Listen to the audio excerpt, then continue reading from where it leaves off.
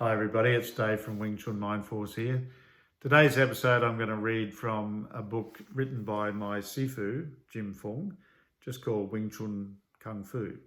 The book was written in 1980 and it's full of amazing wisdom. And the thing I wanted to share with you is his history of Wing Chun Kung Fu in the introduction. So I'll read it to you, but it's really worth listening to if you don't have this book. Wing Chun is one of the youngest styles of Kung Fu, founded in the early 1700s in China. It was founded by a Buddhist nun named Nung Mei, who was recognised throughout the country as one of the top 5 fighters of that period. So she could fight. Nung Mei of the renowned Shaolin Temple was highly proficient in the existing styles of Kung Fu, yet she felt it was possible to devise a more effective fighting method that did not rely so much on brute strength or take too long to learn. According to legend, one day Nung Mei witnessed a fight between a stork and a large rodent. She was impressed by the way the stork used its wings to deflect the attacks of the large rodent and counterattacked with kicking at the same time, which is a real hallmark of the art. We don't just go in one punch. We kick and strike with both arms usually, instantly just devastating the opponent. Okay, after Nung Mei saw this, she was inspired to formulate and establish a unique and new art. This art was later named after her student, a young woman named Wing Chun. Now, this Wing Chun was to be forced into an arranged marriage against her wishes. So she decided to try and train herself up as a fighter to get rid of her despised fiancé. She trained diligently under Nung Mei, and when her would-be husband came to take her away, this small woman defeated him. That's a cool story, and it really, to me, is the essence of what Wing Chun is. An art that's not dependent on size, muscle, fitness. Here's a small Chinese girl. Some accounts put her at maybe 16 years of age, yet under the tutelage of this lady nun who was probably, is maybe in her late 40s, 50s, could have been older, Nung Mei, this wonderful Shaolin master. She taught her within the space of a year to defeat what must have been a big man and probably a martial artist, you'd think. So I believe that account. Some people find it hard to swallow, but I think the story, whether it's absolutely true or not, depicts the essence of what this art is. It's not about being a big, strong bloke and being young and being super fit. Sifu goes on to say, indeed, we are lucky that this style was passed on, for many styles die out or fade into obscurity. Historically, most Chinese martial arts have been taught privately to a small number of disciples. Since it was developed, Wing Chun has been handed down to only a select few people. Until Yip Man came to Hong Kong from China in 1948-49, Wing Chun was never taught publicly. This is another thing that blows me out, is that we get to learn this art that used to be a secret. It was pretty much just a family art. Hardly anyone learnt it. How lucky are we? I mean, we are really lucky. Okay, throughout the long history of China, there have been numerous styles of Kung Fu. Wing Chun is very different from existing styles in its theory, the structure of its movements, and its way of executing force. Wing Chun streamlined much of the existing knowledge, eliminating all unnecessary movement and exertion. And that's the key thing to remember with our founder, Nung Mei. She wasn't just some lady who was brilliant and came up with this out of the blue. She was actually a Shaolin master, recognised as one of the 5 elders of Shaolin, who knew a lot of Kung Fu.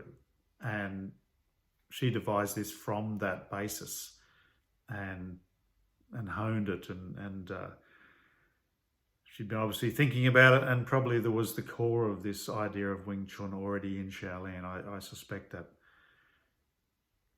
she did just come up with it out of the blue. There was probably a tradition going on that was like this, but the stories seem to point to her being a genius who really put it together.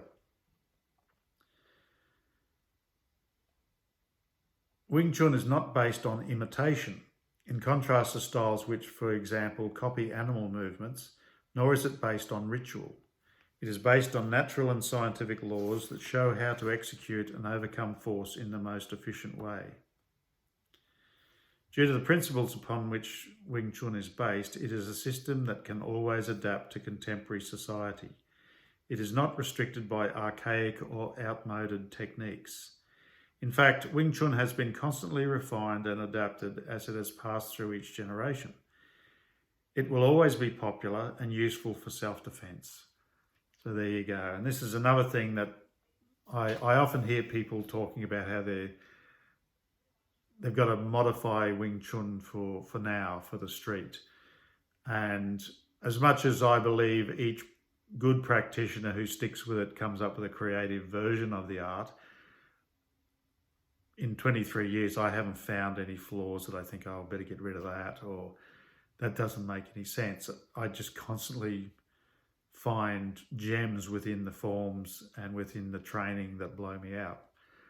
And without sort of being all boastful, I have spent a fair bit of time on the street in my life, and I've been in my fair share of fights and dangerous situations, and as far as I'm concerned, Wing Chun is the perfect art for on the street, and I really can't think of a situation where I couldn't use Wing Chun better than anything else. Anyway, the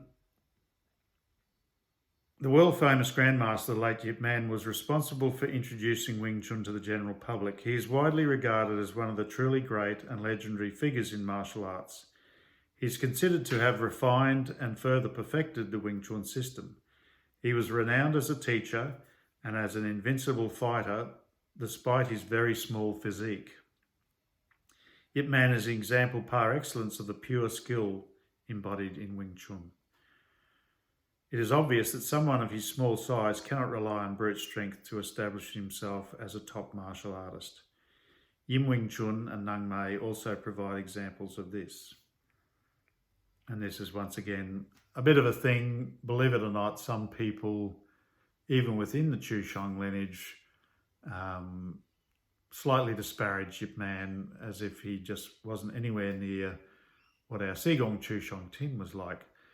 Now, I never met Chu Shong Tin, but I do believe that he well exceeded what Yip Man was capable of. However, Chinese friends of mine have told me that Sigong Chu Shong Tin told them that Yip Man was incredibly formidable, and when you touched his arms, you felt like 100 tons of rock was hanging above your head. And if you read the stories about him disarming a guy with a gun, sending, Lung Shung, flying across the room, I've always loved Yip Man. You know, I'm a Bruce Lee fan from the early 70s, and always thought of Yip Man as the man I would have liked to train with. He passed away before I got into Kung Fu, but yeah, I have great respect for Yip Man, and Sifu Jim and his master Chu Shong Tin had great respect for him too. And he was a small guy, so he was living proof of the reality of the concepts in Wing Chun.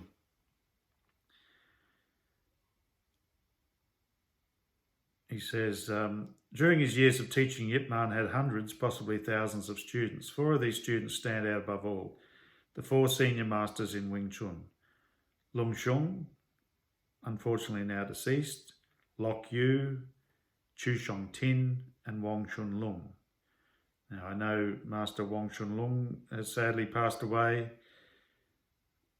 Master Chu Shong Tin has passed away. I think Lok Yu is still alive.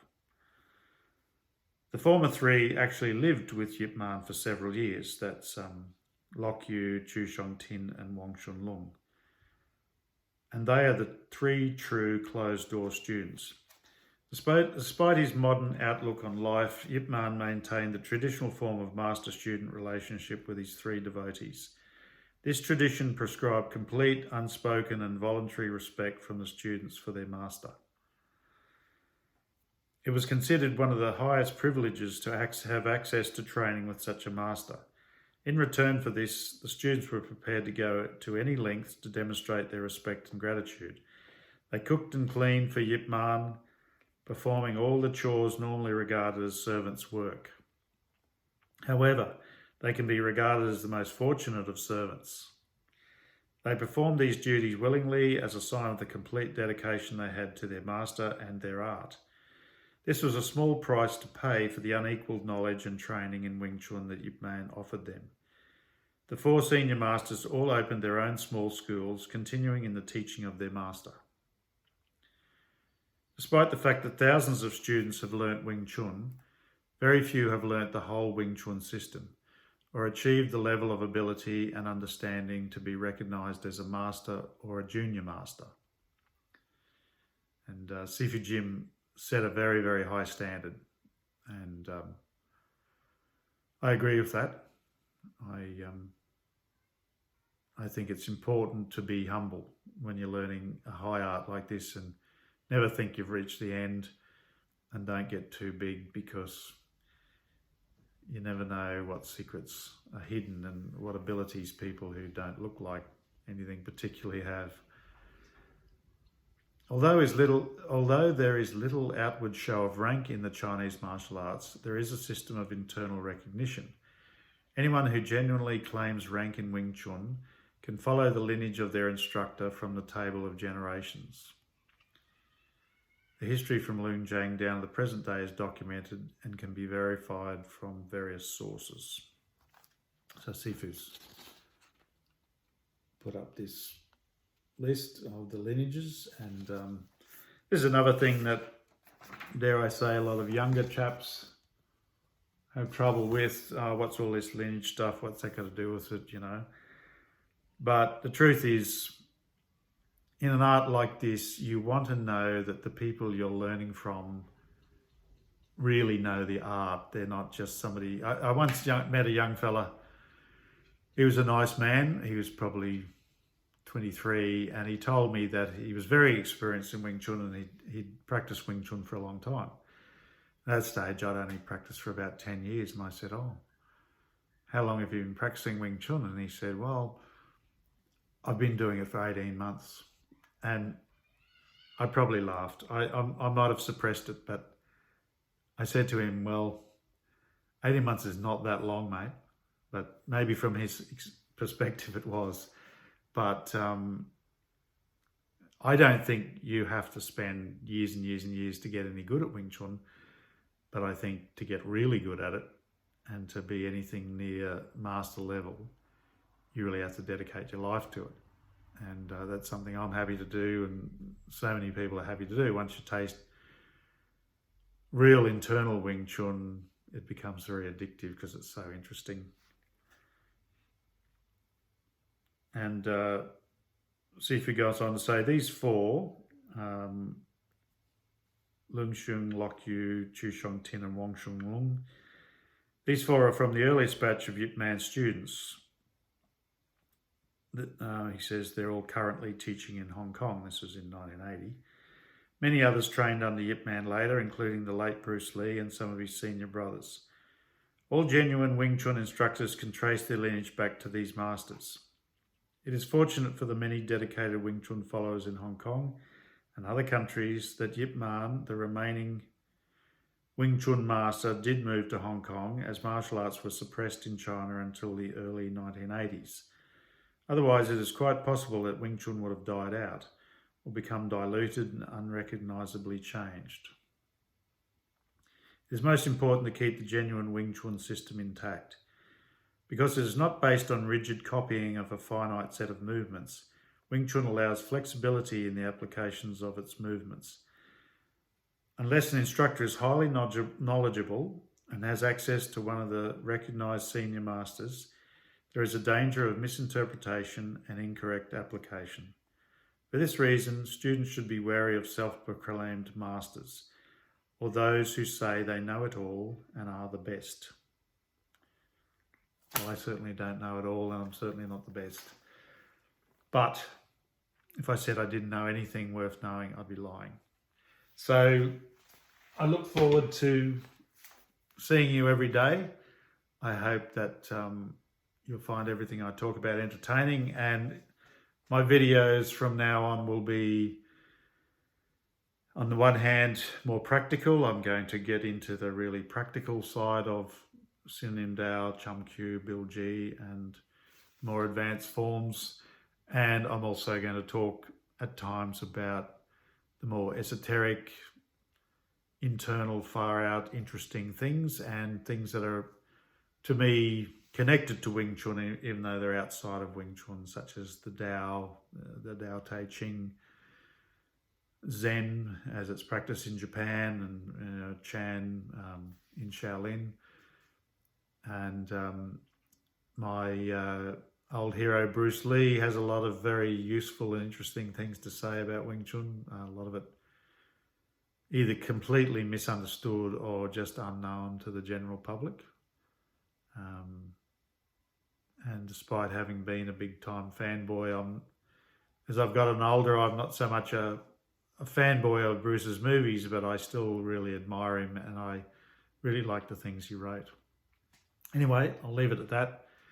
Thanks for coming along as usual, and I'll see you tomorrow.